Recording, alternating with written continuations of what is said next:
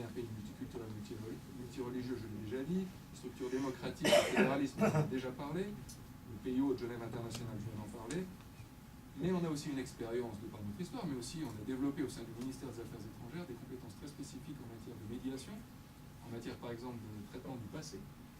Donc par exemple la Suisse a joué un rôle important dans la médiation entre la Turquie et l'Arménie.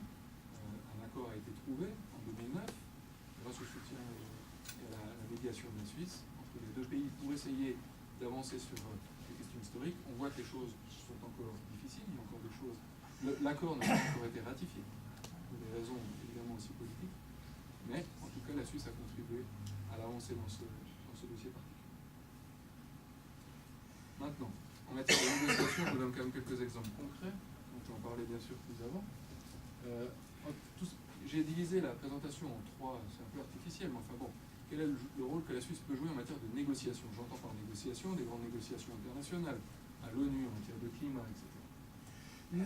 De par notre position relativement médiane et notre, disons, forte, et ça vient aussi de notre histoire, on a toujours voulu se défendre vis-à-vis de l'extérieur.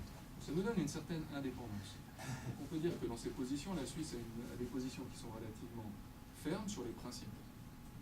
On n'est pas très influençable, je ne dis pas qu'on l'est jamais, je dirais qu'on est relativement peu influençable quand on a une position de principe, on a tendance à la garder, et même si on démarche de manière ou autre, même si on est démarché par des pays importants, eh bien on garde notre position dans la plupart des cas et on la défend jusqu'au bout. Donc on a des positions de principe, ça c'est évidemment quelque chose qui est en général apprécié parce qu'on ne change pas vraiment de position, donc on est prévisible, ça c'est évidemment très important.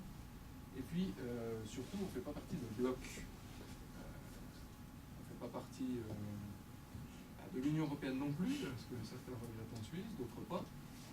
Mais c'est, qu'on le veuille ou non, un bloc politique qui a son existence, qui a des avantages, mais qui a aussi l'inconvénient du bloc. C'est-à-dire que vous devez quand même vous conformer aux positions qui sont défendues par l'ensemble, même si vous avez des nuances dans votre propre appréciation. Nous n'avons pas ce chose. Et nous avons des positions qui sont durables aussi. Non seulement nous avons des positions de principe solides, mais elles sont durables dans le temps. Parce que nous avons un gouvernement de consensus en Suisse, on n'a pas de gouvernement majoritaire. Donc, tous les partis politiques sont représentés au sein du gouvernement depuis déjà des dizaines d'années. Cette formule varie très légèrement, mais très peu. Ce qui fait que les positions qui sont défendues il y a 30 ans sont plus ou moins les mêmes maintenant. Vous avez une stabilité qui garantit aussi une... disons, on est un partenaire qui est, disons, durable. Ça comme ça. Ça, ce sont pour nos atouts. Maintenant, en termes concrets de facilitation, donc je distingue la facilitation de la médiation. La facilitation, c'est mettre en place une structure, mettre en place un service de sécurité, de logistique, qui permet à des parties à un conflit à se retrouver. Ça, c'est la facilitation. Ensuite, il y a la médiation, j'en ai déjà parlé, j'ai donné l'exemple de l'Arménie et de la Turquie. Ça, le rôle de la Suisse dans ce cadre-là était un rôle de médiation. C'est-à-dire que non seulement on offrait des moyens de rencontre, faciliter la rencontre d'un point de vue logistique, mais aussi on mettait des experts à disposition pour essayer d'avancer des propositions et d'essayer de rassembler les différentes parties et les faire se parler. Donc on était impliqué aussi dans la solution elle-même. Là maintenant je vous parle de ce qui est facilitation. Je mettrai sous facilitation les négociations récentes sur le nucléaire iranien qui ont abouti à cet accord de Lausanne en avril 2015 cette année. Cet accord est un accord intermédiaire, il doit encore être finalisé. D'ailleurs le service d'action extérieure il travaille très intensément ces jours et ces semaines, l'objectif étant que pour le mois de juin 2015, nous ayons un accord finalisé. La Suisse a vraiment mis le paquet pour soutenir les délégations, pour leur permettre de travailler dans les meilleures conditions à Lausanne. Nous avons fait la même chose pour la Syrie, là avec moins de succès, il faut le reconnaître, même si pendant la conférence de Genève avec Kofi Annan, un texte a pu être agréé par les partis. Ceci dit, ce texte devait être spécifié, et cette spécification n'a pas pu se faire, et les efforts de paix que M. le ministre a continué à déployer se déploient dans un contexte difficile.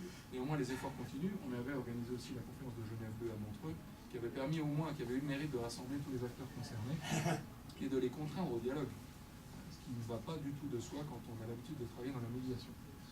Sri Lanka et LTT, alors maintenant la situation au Sri Lanka a changé, mais enfin à l'époque, il était extrêmement important d'avoir une discussion entre Sri Lanka et LTT. C'était les Norvégiens qui menaient la médiation, et la Suisse, en 2005, a mis à disposition son territoire et ses infrastructures pour accueillir ces rencontres. Donc il y avait une coopération entre la Norvège et la Suisse sur ce dossier.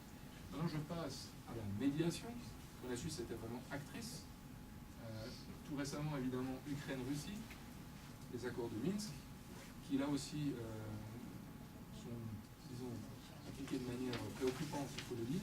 Néanmoins, la Suisse a contribué, de par la présidence qu'elle avait de l'OSCE l'année dernière, notre président, M. Burkhalter, qui a permis de faire avancer les discussions entre la Russie et l'Ukraine, et aussi en la personne de l'ambassadeur Heidi Tagliarini, qui est une grande spécialiste de la région, et qui était la personne, qui est toujours d'ailleurs la personne mandatée par l'OSCE pour travailler sur la situation en Ukraine, qui a activement travaillé, y compris avec Mme Merkel et M. Hollande et M. Poutine lors des négociations à Minsk, pour obtenir cet accord qui a au moins le mérite d'exister. Parce que sinon, on n'aurait rien. On peut là considérer que c'est quand même un succès, même si on voudrait, pour que ça en soit vraiment un, que ça se répercute concrètement dans la situation, sur la situation de terrain. Deuxièmement, le processus de réconciliation interpalestinien. C'est des choses qui sont sorties dans la presse, on a communiqué dessus, donc je vous en parle. On n'a pas de détails, mais l'idée étant de dire, si on veut négocier la paix sur les terrains, dans la région entre Israël et Palestine, il faut déjà que les acteurs puissent se parler. Pour que les acteurs puissent se parler, il faut que les acteurs du côté palestinien soient représentatifs. Or, comme on sait, pour l'Union européenne, aussi pour les États-Unis et d'autres pays, le Hamas est une composante terroriste avec lesquels aucun contact ne peut avoir lieu, donc pas de négociation non plus.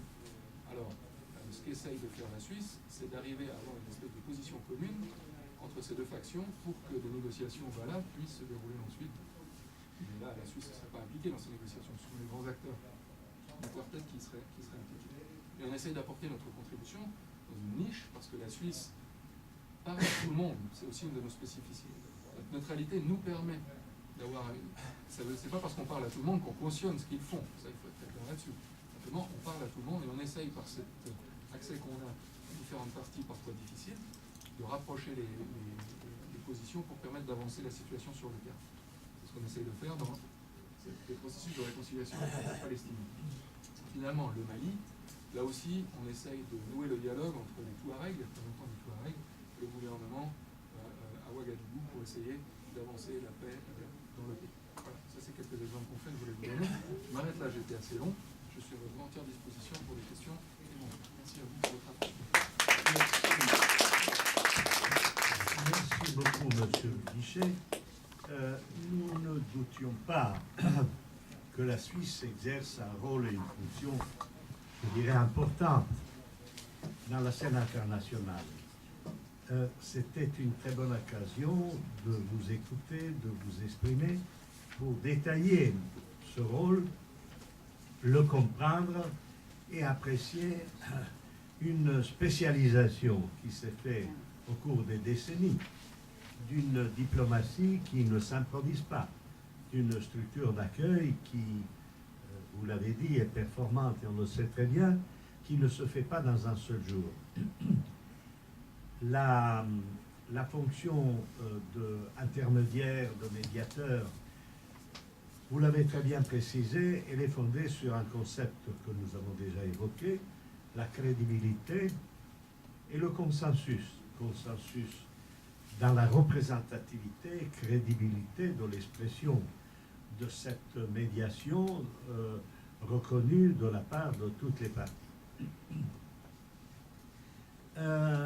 J'aurais bien aimé que vous nous parliez de votre université de Genève sur les études internationales, qui est aussi un lieu de formation connu et qui était dirigé par le professeur Frémont, très connu, auquel les élèves ont dédicacé des livres importants, de contributions théoriques importantes, où se sont formés aussi des petits ou grands ténors de l'Union européenne. À vous d'en définir un, c'était le dernier président. Jean Ziegler aussi. Ah, Jean, je connais personnellement. Oui, moi aussi. Et donc, ce n'est pas par hasard que la diplomatie économique de Davos a son lieu d'accueil en Suisse. Et que le docteur Schwab, qui était un humble assistant arrivé de Hanovre dans l'immédiate après-guerre, conseillé par l'ancien ministre français de Lyon, comment il s'appelait, l'ancien commissaire, s'est installé à Davos, où ils faisaient eux-mêmes les photocopies. Donc pour dire que ceux qui font des photocopies ont des grandes destinées à l'avenir. Hein. Ce n'est pas faire seulement des photocopies. Donc votre présentation était très complète. J'en suis ravi. Si vous êtes d'accord, on passe à des questions aux deux personnalités de la part de la tribune. J'ai vu la